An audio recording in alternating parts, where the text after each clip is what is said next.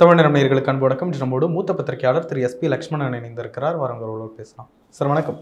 வணக்கம். இந்த கொடநாடு கொலை கொள்ளை வழக்கில் 250க்கும் மேற்பட்ட சாட்சியங்கள் பதிவு செய்யப்பட்டுள்ளன. நிறைய செல்போன் ரெக்கார்ட்ஸ்லாம் வச்சு இன்டர்போல் உதவியுடன் விசாரணையை நடத்தி வருகிறோம். விரைவில் ஒரு முடிவு கிடைக்கும் அப்படின்னு முதலமைச்சர் இன்றைக்கு சட்டமன்றத்தில் அறிவித்திருக்கிறார். எப்படி பார்க்குறீங்க? 3 ஆண்டுகளை கடந்து அவருக்கு இப்படி ஒரு நினைவு வந்தது ஒரு வகையில் திருப்தின்னு சொல்லலாம். ஆனால் கடந்த சட்டமன்ற தேர்தல் பிரச்சார கூட்டங்களில் ஸ்டாலின் பேசுனதை திரும்பி பார்த்தா எவ்வளவு மெத்தனமாக அலட்சியமாக இந்த வழக்கை கையாண்டிருக்காங்க அப்படின்னு 2-3 விஷயங்களை சொல்லலாம். அதில் பிரதானமானது இதுதான். ஏன்னா இதில் எடப்பாடி பழனிசாமி தான் குற்றம் செஞ்சார், எக்ஸு ஒய் இசட்னு யார் பேரையும் நம்ம யாரும் சொல்லலை. அரசியலுக்காக 1000 பேர் சொல்லலாம்.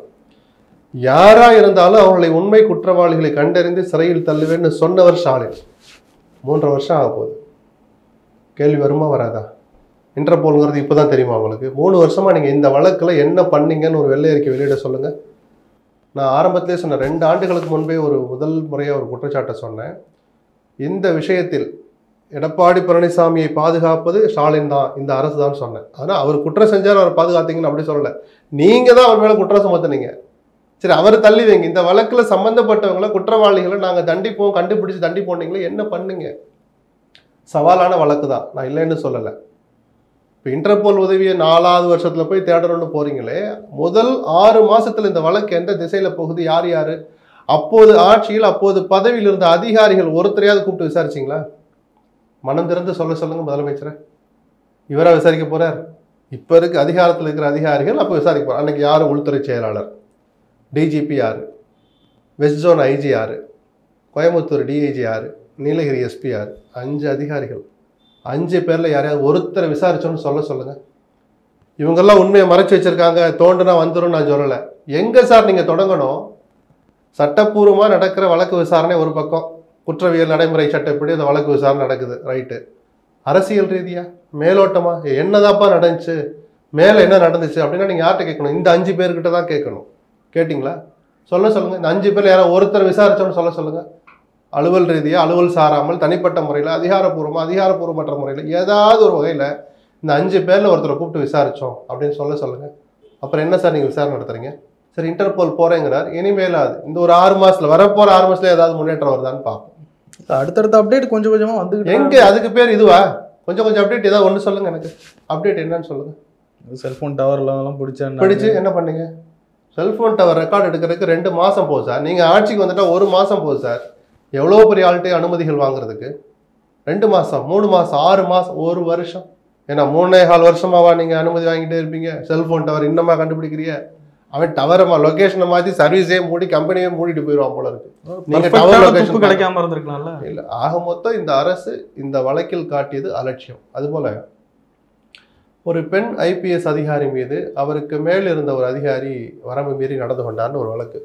ஸ்டாலின் விடாத சவால்கள் இல்லை, கண்டிக்காத அறிக்கை, அத்தனை அறிக்கைகள் விட்டார், அத்தனை ட்விட்டர் போட்டார், பொதுக்கூட்ட மேடைகளில் அப்படி பேசினார். ஒரு பெண் அதிகாரியை இப்படி படுத்துகிற ஒரு அதிகாரியை நீங்கள் லஞ்ச ஒழிப்புத்துறையில் உயர் பதவியில் வச்சுக்கிட்டு உங்கள் மீதான வழக்குகளை எல்லாம் நீங்கள் உங்களை காப்பாற்றிக்கிறதுக்காக அவரை இன்னும் குளிர்விச்சுக்கிட்டு இருக்கிறீங்க, அந்த இடத்துல இருந்து மாற்றாமல் வச்சுருக்கிறீங்க சொன்னது நான் இல்லை, அன்னைக்கு எதிர்க்கட்சி தலைவராக இருந்த ஸ்டாலின். சரி, நீங்கள் முதலமைச்சர் பதவிக்கு வந்து 3.25 வருஷம் ஆச்சு. அந்த பெண் அதிகாரிக்கு குறைஞ்சபட்ச நியாயத்தை நீங்கள் தேடி கொடுத்தீங்களா? அந்த வழக்கு என்ன கதியில் இருக்குன்னு பார்க்க சொல்லுங்கள். நிஜமாகவே பல விஷயங்களில் அவருடைய பெருந்தன்மைக்காக, அவர் நடந்துக்கிற விஷயத்துக்காக மனம் திறந்து பாராட்டினவன் நான் முதலமைச்சரை. நான் சொல்லி காட்டின இந்த 2 வழக்குக்காக அவர் தலை குனியணும். உள்துறை அமைச்சர் என்கிற முறையில் தார்மீக பொறுப்பேற்று ஸ்டாலின் வெட்கி தலை குனிய வேண்டிய 2 விஷயங்கள் இந்த கொடநாடு வழக்கும், அந்த பெண் எஸ்பிக்கு இன்றைய தினம் வரை நடக்கிற அந்த அவமதிப்பு, அநீதிக்கு. இன்னைக்கு வரைக்கும் அந்த வழக்கில் எந்த முன்னேற்றமும் இல்லை. நீங்கள் எழுதி வச்சுக்கோங்க, அந்த சம்பந்தப்பட்ட அதிகாரி அனைவரும் ஓய்வு பெற போறார். அவர் அப்படியே பத்திரமா வீட்டுக்கு அனுப்பி வைக்கிறாங்களா இல்லையான்னு மட்டும் பாருங்க. திராவிட மாடல் அரசு வெட்கமே இல்லாமல் அதையும் செய்யுமோன்னு எனக்கு ஒரு சின்ன அச்சம் இருக்கு. என்ன செய்யறாங்கன்னு பார்ப்போம். இல்லை, எதுவாக இருந்தாலும் இப்போ அலட்சியப்படுத்துறாங்க அப்படின்னா கூட அதில் ஒரு லாஜிக் இருக்கணும்ல. சொல்லட்டும், நாங்கள் இதனால தான் அலட்சியமா இருக்கிறோம், இதனால தான் இந்த வழக்கை வேகமாக நடத்தலை, நான் கொஞ்சம் மெதுவாக போகிறோம் ஏதாவது ஒன்று சொல்லணும்ல சார். கொடநாடு வழக்கை பற்றி ஸ்டாலின் எத்தனை முறை பேசியிருக்கிறார்? இன்னைக்கு சட்டமன்றத்தில் அதுக்கு முன்னாடி கடைசி எப்போ பேசினார் உங்களுக்கே ஞாபகம் இருக்காது. சொல்லுங்க சார். அரசியல் ரீதியாக அது தப்பு, உள்துறை அமைச்சர் என்கிற முறையில் உங்கள் கடமையிலிருந்தோ தவறுதான் நான் சொல்லுவேன். நடைமுறைப்படி நிர்வாகப்படியும் தப்பு, அரசியல் ரீதியாக தப்பு. நீங்கள் நினைச்சீங்கன்னா அந்த அரசியலை வேற மாதிரி பண்ணுங்க. கலைஞரின் மகன் நீங்கன்னு நான் இப்போ 2.5 வருஷம் முன்னாடி சொன்னேன், ஞாபகப்படுத்தினேன். நான் சொல்லலை, என் மனசுல இருந்த ஆதங்கத்தை சொன்னேன். அந்த வழக்கை நீங்க நடத்துற விதம் அரசியல் ரீதியாக தவறு, நிர்வாக ரீதியாகவும் தவறுன்னு இப்ப நான் சொல்ல 3 வருஷங்கிற காலமே சொல்லுது. ஆமா, நிர்வாக ரீதியாகவும் தப்பு பண்றாங்க அப்படிங்கிறது. இனிமேலாவது என்ன செய்யறாங்கன்னு பார்ப்போம். இல்ல இதனால டிஎம்கேக்கு என்ன கிடைக்க போகுது அதுதான் எனக்கும் புரியல. என்ன கிடைக்கும்னு நீங்க இப்படி பூசி பூசி மொழுகுறீங்க, பொத்தி வைக்கிறீங்க, பதுங்குறீங்க, அமைதியா இருக்கீங்க. நம்ம புரிதல் எதுவும் தவறா இருக்கு? நமக்கு நான் ஒரு லேமேனா கேட்கிறேன், அடிப்படை அறிவு இல்லாத அல்லது குறைஞ்சபட்ச அறிவுள்ள ஒரு சாதாரண பிரஜையா கேட்கிறேன். உங்களுக்கு என்ன கிடைக்குதுன்னு இப்படி மௌனமா இருந்தீங்க? இல்ல உங்க கவனம் எல்லாம் வேற எதுலயா இருந்துச்சா? பணம் காசு அடிக்கிறதுல இருந்துச்சா? அதுவும் தான் நடந்துகிட்டு இருக்கு. எல்லா ஆட்சி மாதிரி இந்த ஆட்சியில அந்த வேலையும் தான் நடக்குது. மக்களுக்கு கொடுத்த வாக்குறுதி இது. நான் சொன்ன 2 விஷயமும் ஏதோ ஸ்டாலின் வீட்டுக்குள்ள குசு குசுன்னு பேசின விஷயம் இல்லை. ட்விட்டர்ல போட்டார், அறிக்கை வெளியிட்டார், பொதுக்கூட்டங்கள்ல பேசினா, தேர்தல் பிரச்சாரங்கள்ல மக்களுக்கு கொடுத்த வாக்குறுதிகள் இந்த 2ம் ஒண்ணுமே நடக்கலையே. அதனால சொன்னேன் வெட்கி தலைகுனியன். கடுமையான வார்த்தை தான், திரும்ப ஒரு சொல்றேன், ஸ்டாலின் வெட்கி தலைகுனியன். கொடநாடு கொலை வழக்கு தொடர்பாக இதுவரைக்கும் வாயை திறக்காம இருந்த சசிகலா அவர்கள் கூட கொஞ்ச நாளைக்கு முன்னாடி பேசியிருந்தாங்க. அவங்களே ஸ்ட்ரைட்டா குரல் கொடுக்கறது எப்படி பாக்குறேன்? ஏன்னா அவங்க பேச வேற என்ன சார் அவங்களால செய்ய முடியும்? அந்த சம்பவம் நடந்தபோது அவங்க சிறையில் இருந்தாங்க. வெளியில் வந்த பிறகு 2 முறை சிபிசிடி அவங்களை விசாரிச்சு தான் சொன்னாங்க. அவங்க என்ன கேட்டாங்க, அவங்க என்ன சொன்னாங்க, வெளியில் சொல்லணும் அவசியம் இல்லை. இதெல்லாம் அரசனுடைய காவல்துறையுடைய பிரராகேட்டி. நம்ம அதுக்குள்ளே போல கேஸ் ஃபைல் எடுத்து வந்து காட்டுங்க, 42ஆம் பக்கம், ஏன் எங்களுக்கு காட்டலை, நம்ம யாராவது கேட்டோமா? நமக்கு அதெல்லாம் வேண்டாம் சார். ஒரு முன்னேற்றத்தை எல்லாரும் தெரிகிற மாதிரி ஓப்பன் கோர்ட் ஹாலில் நடக்கிறத வச்சு அப்போ நான் பேசுகிறேன் சார், குற்றவாளி ஐடென்டிஃபை பண்ணிட்டோம், தேடிட்டு இருக்கோம், ஏதாவது வந்தால் எனக்கும் தெரியும் உங்களுக்கும் தெரியும். அப்படி எதுவுமே நடக்காத போது வழக்கில் நீங்கள் மந்தமாக செயல்படுறீங்கன்னு நம்ம சொல்கிறோம். இந்த டெண்டர் கேஸ் எல்லாம் மறந்துட்டோமோ, அந்த கேஸ்லாம் வேற நிறைய இருக்கு சார். திமுகவுடைய அலட்சியங்கள், அவங்களுடைய என்ன சொல்றது, ஒரு நேர்மையற்ற அரசியல்னு சொன்னால் இந்த 4-5 விஷயங்களை சொல்லலாம். டெண்டர் முறைகேடு வழக்கில் இதே திமுக தான் போய் நீதிமன்றத்தில் உத்தரவு வாங்கினாங்க. சிபிஐ விசாரணை இவங்க கேட்கல. இந்த டெண்டர் விஷயத்தில் முறைகேடு நடந்திருக்கு, 4500 கோடி ரூபாய்க்கு ரத்த உறவுகளுக்கு டெண்டரை கொடுக்கக்கூடாது உத்தரவிடுகிற அதிகாரம் படைத்த, டெண்டரை முடிவு செய்கிற அதிகாரம் படைத்த அமைச்சருக்கு ரத்த உறவுள்ளவர்கள் யாரும் இந்த டெண்டரை எடுக்கக்கூடாதுன்னு உலக வங்கியினுடைய விதி முதல் பாயிண்ட் சொல்லுது. அந்த விதியை மீறி தன் சம்பந்திக்கு கொடுத்தான்ற வாதங்களை போய் வைக்கிறாங்க. நீதிமன்றம் சிபிஐ விசாரணைக்கு உத்தரவிடுது. அதுக்கப்புறம் ஒரு ஓடோடி போய் எடப்பாடி எங்கே போய் தடை வாங்கினார். எதிர்கட்சியாக இருந்த திமுக அதுக்கு மேலே ஒன்றும் செய்ய முடியல. அன்னைக்கு எடப்பாடியினுடைய அரசியல் செல்வாக்கு வேற மாதிரி இருந்தது. நீங்கள் இப்போ எதிர்கட்சியிலேருந்து ஆளுங்கட்சி ஆகி 3.25 வருஷம் ஆச்சு, என்ன பண்ணீங்க கேட்டால் டெக்னிக்கலாக சில பாயிண்ட் இல்லை, கம்பி கட்டுற கதையெல்லாம் சொல்கிறான் பாருங்கிற மாதிரி என்னென்ன கதையோ சொல்லுவாங்க. இல்லை உச்சநீதிமன்றம் திருப்பி இங்கே அனுப்பிச்சிச்சு, இங்கே அந்த தடை இருக்குது, இந்த தடை இருக்குது. எந்த தடையும் உடைக்கிற வல்லமை அரசியல் ஆளுமையுள்ள ஒரு தலைவனுக்கு இருக்கும். இந்த விஷயத்தில் ஸ்டாலின் காணாமல் போயிட்டார். அப்படிதான் நான் சொல்லுவேன். என்ன நடந்தது, என்ன காரணம், நீங்கள் வெளிப்படையாக சொல்லுங்கள். எம்ஆர் விஜயபாஸ்கர் அவர்கள் தலைமறைவாகி இருக்கிறாராம், போலீஸ் வலை வீசி. அது ஒரு தனிப்பட்ட வழக்கு, அது அரசியல்வாதிகள் சந்திக்கிற, நம்ம அதுக்குள்ளே போய் தனிப்பட்ட ஒரு வழக்கு போய் அதுக்குள்ள 1000 விஷயங்கள் இருக்கு. விவாதிச்சு மக்களுக்கு பயன்படுற மாதிரி அதில் ஒன்றுமே இல்லை.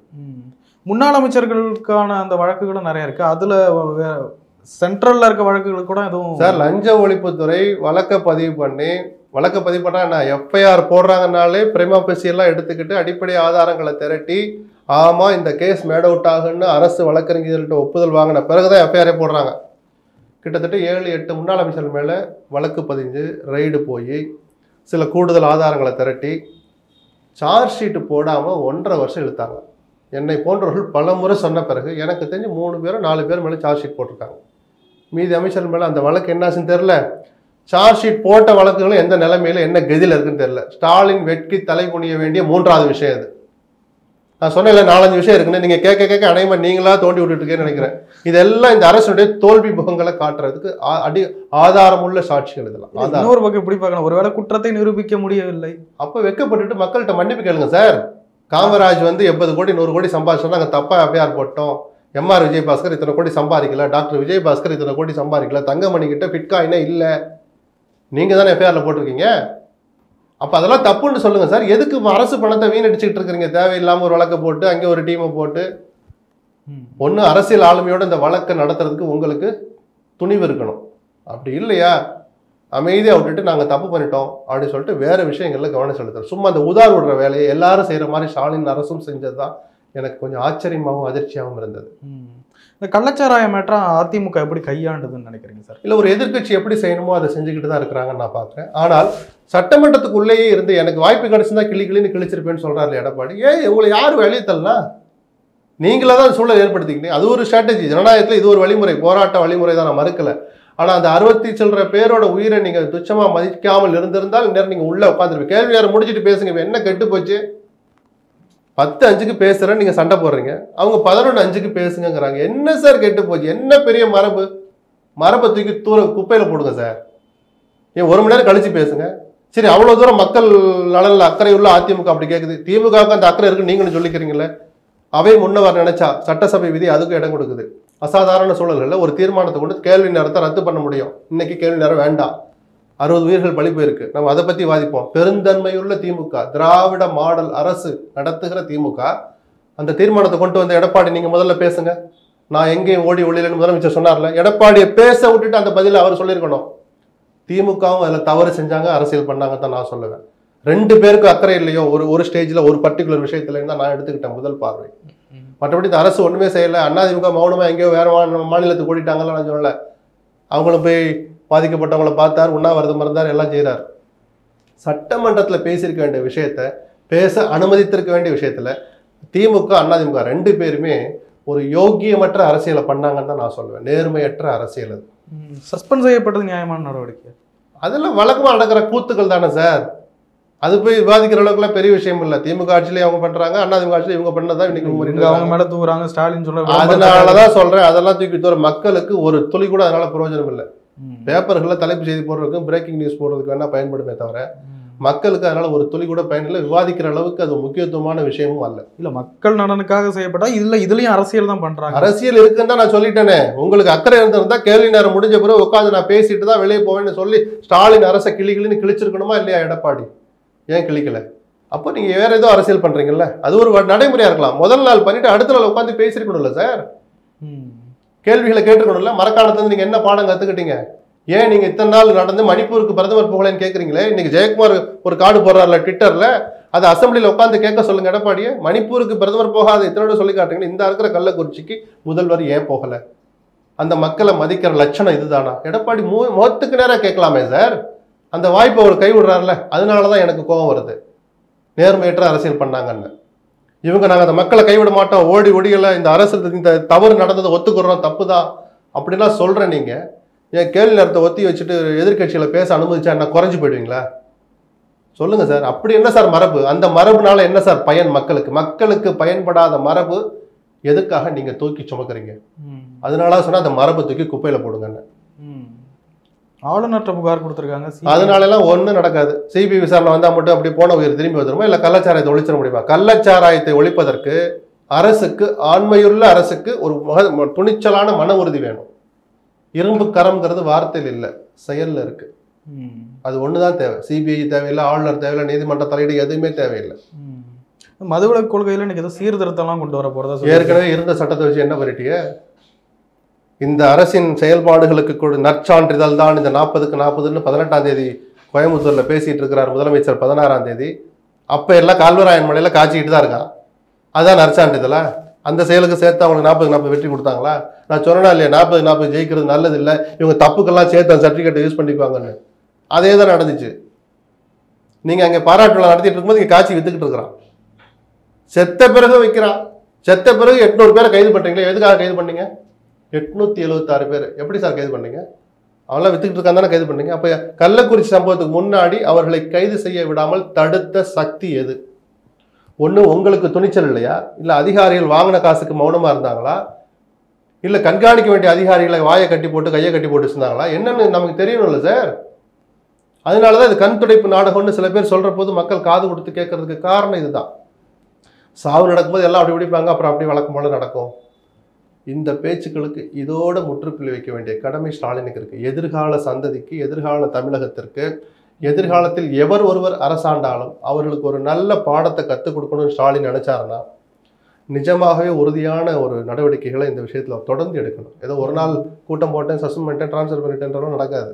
அதனால ஒரு மண்ணு நடக்காது. தமிழ்நாடு அரசை கண்டித்து கூட்டணி கட்சியாக இருக்கக்கூடிய விடுதலை சிறுத்தைகள் கூட போராட்டம் நடத்துது, ஆர்ப்பாட்டம் நடத்துறாங்க. செய்யதானே சார் செய்வாங்க. அது அவர் ஆரம்பத்துல இருந்தே மதுவிலக்கு கொள்கையை ரொம்ப வலியுறுத்திட்டு வர்ற ஒரு தலைவர்கள், அவரும் முக்கியமானவர். எல்லாருமே அதை விரும்புவாங்க.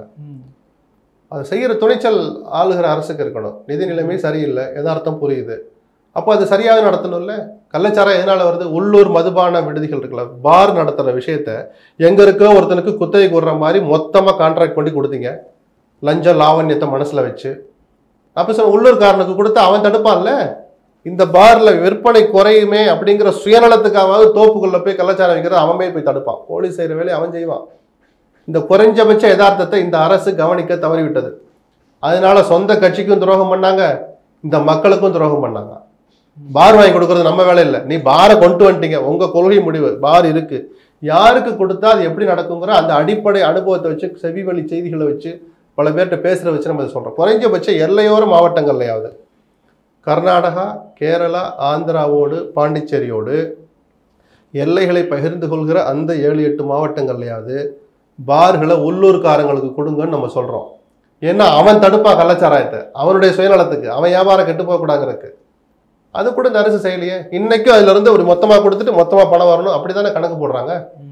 அதிமுக ஆட்சியில வேற மாதிரி நடந்துச்சு, இந்த ஆட்சியில வேற மாதிரி நடக்குது. ஆக மொத்தம் பணம் அடிச்சுக்கிட்டு தான் இருக்கிறாங்க. இந்த விஷயத்தில் பிஜேபி எப்படி செயல்படுதுன்னு நினைக்கிறீங்க சார்? அமித்ஷாவுக்கு ரிப்போர்ட் கொடுத்துருக்கோன்றாங்க, அவங்க கூட ரொம்ப அதுல எல்லாம் ஒன்றும் நடக்கான்ட்டேன். கவர்னர்கிட்ட மனு கொடுத்தா என்னன்னு சொன்னேன், ஒன்றும் நடக்காது. அமித்ஷாட்ட கொடுத்தா என்ன நடக்கும்? சிபிஐ விசாரணை அவங்க உத்தரவு போட முடியாது, அவர்களாம் எந்த வழக்கையும் எடுக்க முடியாது. மாநில அரசு பரிந்துரைக்கணும் அல்லது நீதிமன்றம் உத்தரவிடணும். அதனால ஒன்றும் நடக்காது. கள்ளச்சாராயம் பற்றி பேசுகிற போது அண்ணாமலை என்ன சொன்னார்? தமிழ்நாட்டில் பூரண மதிவிலக்கு சாத்தியம் இல்லைன்னார். அதனால கல்லு கடையை திறங்கிறாரு. அப்போ அதுனா கல்லுன்னு திருப்பி ஒன்று வரதான் போகுது. இதை நான் எது வேணாலும் வரட்டும் சார், ஆளுகிற அரசுக்கு துணிச்சல் இருக்கணும், மன உறுதி இருக்கணும். அப்படி இருந்தால் மட்டும்தான் இது மாதிரி விஷயங்களை அடக்க முடியும். இன்னைக்கும் கஞ்சா வித்துக்கிட்டு தான் இருக்கிறாங்க. கஞ்சா விற்பது திமுக கொள்கைகள் ஒன்றா? இல்லை ஸ்டாலின் எனக்கு டெய்லி இவ்வளோ வருமானம் கஜானாக்கு வரணும், இல்லாட்டி கட்சி அலுவலகத்துக்கு அறிவாலயத்தை வந்து கொடுத்துட்டு போகணும்னு கேட்குறாரா? இல்லையே. எதுக்காக கெட்ட பேரை நீங்கள் சுமக்குறீங்க? எவனோ ஒரு சமூக உறுதி சம்பாரிச்சு பிறகு 10 பேர் 100 பேர் சம்பாதிக்கிறீங்க. எதுக்கு சார் நீங்கள் வேடிக்கை பார்க்குறீங்க? இன்னைக்கும் ஸ்கூலுக்கிட்ட காலேஜுக்கிட்ட கஞ்சா தடையே இல்லாமல் கிடைச்சிக்கிட்டு இருக்கு. அதுக்கு என்ன தேவைன்னு சொன்னேன்? மன உறுதியுள்ள ஆளுமை தேவை. இல்லை அதிகாரிகளுடைய அலட்சியம். அந்த அலட்சியத்தை போக்குறதா சார் ஆட்சியாளருடைய கடமை. ரிவ்யூ மீட்டிங் நடத்துங்க. என்னால் நடத்த முடியல, உதயா நீ நடத்து. துறை இருக்குன்னு அவசியம் இல்லை சார். கூட்டு பொறுப்பு அமைச்சர் குழு ஒன்று நியமிங்க. 3 பேர் கொண்ட அமைச்சர் குழு அமைக்கிறேன். அவங்க வாரம் ஒரு ரிவ்யூ பண்ணுவாங்க. ஏன் நான் சொல்ல, செய்யறதுக்கு மனசு இருக்கணும். அப்போதான் இது போன்ற சீர்கேடுகளை தடுக்க முடியும். இல்லாட்டி இந்த ஜென்மத்தில் ஒழிக்க முடியாது. திராவிட மாடல் நீங்கள் சொல்லிக்கிட்டே இருக்க வேண்டியதுதான். இல்லை தெரிந்தும் விடுகிறார்கள் அப்படின்னு நினைக்கிறீங்களா? இல்லை விற்கிறாங்கன்னு தெரியுதே, தெரிஞ்ச பிறகு எதுக்காக நடவடிக்கை எடுக்கலாம்? வேற நீங்கள் என்ன நினைப்பீங்க சொல்லுங்க. முதலமைச்சருக்கு லஞ்ச பணம் போதும் நான் சொல்லலை, அது சாத்தியமும் இல்லை, அது அவர் விரும்புகிறவரும் இல்லை. அப்படிதான் பணம் வரணும். 1000 வழியில் பணம் வந்துகிட்டு இருக்கு இந்த அரசுக்கு, கட்சிக்கு. சரிதானே? கஞ்சா வைங்கன்னு ஒன்று முதலமைச்சர் உத்தரவு போடல. அதை தடுக்க வேண்டிய இடத்துல இருக்கிற அதிகாரிகள் தடுக்கலைன்னா அந்த அதிகாரிகளை வேலை வாங்க வேண்டியது, கடமையிலிருந்து தவறுகிற அதிகாரிகள் மேலே தண்டிக்க வேண்டியது, சட்டப்பூர்வ நடவடிக்கை எடுக்க வேண்டியது யாருடைய வேலை? உள்துறை செயலாளர் வேலை, டிஜிபி வேலை. அந்த 2 பேரை யார் வேலை வாங்கணும்? முதலமைச்சர் தான் வாங்கணும். நீங்கள் தான் துறை அமைச்சர். இந்த துறைக்கு மட்டுமல்ல, எந்த துறைக்கும் மாரல் ஹெட்டு, மாரல் ரெஸ்பான்சிபிலிட்டி முதலமைச்சர் தான். உள்துறை அவர் தலையிலே வந்து விடியும். கல்யாண மண்டபங்கள்ல 5000 ரூபாய் ஃபீஸை கட்டிட்டு நைட்டு முழுக்க பார் நடத்திக்கலான்னு உத்தரவு போட்டது இதே உள்துறை தான். அந்த கூத்து இந்த ஆட்சியில், திராவிட மாடல் ஆட்சியில் தான் நடந்துச்சு. கள்ளக்குறிச்சி ஸ்கூல் கலவரம் இந்த ஆட்சியில் தான் நடந்துச்சு. அதுவும் உள்துறை தான், போலீஸ் நிர்வாகம் தான், சட்டம் ஒழுங்கு தான். இனிமேலாவது ஸ்டாலின் விழிச்சுக்கணும்னு சொல்றேன் நான். தன்னை ஏமாற்றுகிற அதிகாரிகளிடம் அவர் எச்சரிக்கையா இருக்கணும். நாடு சுபிட்சமா இருக்கு, ஒரு பிரச்சனை இல்லைன்னு சொல்ற அதிகாரிகளை முதல்ல அந்த ரூமுக்கு வெளியே நில்லுன்னு சொல்லணும் ஸ்டாலின். அந்த துணிச்சல் அவருக்கு எப்போ வருதோ அப்பதான் நிஜமான திராவிட மாடல் ஆட்சி அவர்கள் பார்வையில் இது இருக்கும். இந்த கள்ளக்குறிச்சி விவகாரம் விக்கிரவாண்டி எலெக்ஷன்ல எதுவும் தாக்கத்தை ஒன்றும் நடந்தாது சார். அதெல்லாம் எவ்வளவு பணம் கொடுக்க போறாங்க எல்லாம், அதெல்லாம் அப்படி பெரிய தாக்கத்தை ஏற்படுத்தும் நான் நினைக்கல. பிஜேபி இந்த விஷயத்தை பெருசா கையில் எடுப்பாங்க. இப்ப பிஜேபி மட்டும் யோக்கியமானு கேட்கறதுக்கு 1000 விஷயம் இருக்கேன். ஒரு இடைத்தேர்தல் இது, அது ஒன்றும் பெரிய தாக்கத்தை ஏற்படுத்தாது.